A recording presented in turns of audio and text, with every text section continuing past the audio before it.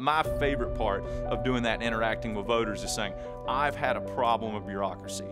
You know, whether it's something getting a driver's license, and maybe it's something at the federal level I'm just a liaison between, but I'm having an issue with bureaucracy. I'm trying to build a house, I can't get the permit, it's been months, I can't get this issued, and us being able to step in and move that needle, and me being able to pick up the phone and say, we're going to fix this problem because it's the right thing to do, and these people deserve to be treated better than the way they're getting treated out of Raleigh, and us being able to move the needle, that's the tangible results we like. My name's Jake Johnson. I represent House District 113 in Western North Carolina and the North Carolina House of Representatives. We're doing a lot of great things to bring business to North Carolina. The issue is training a workforce that fit the jobs that we have coming here.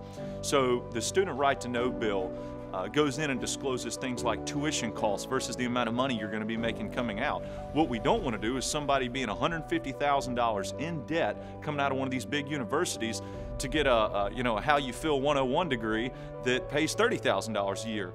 I think that's having a lot of effect on home ownership and things like that because the debt-to-income ratio is so far off.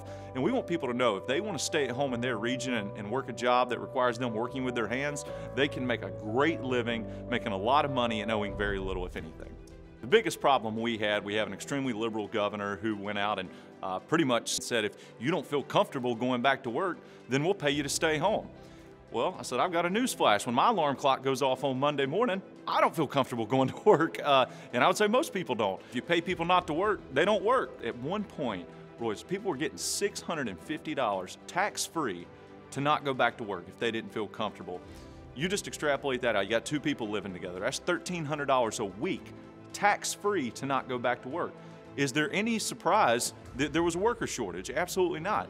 So on top of the shutdowns and everything else, Democrats wanted to keep this extended for months and even years past what I would say the peak of the pandemic. So we were just very clear on the front end. We eliminated the federal $350 benefits to got it down to an amount that was more reasonable for people to go re-enter the workforce. The government should never discourage a workforce like that again.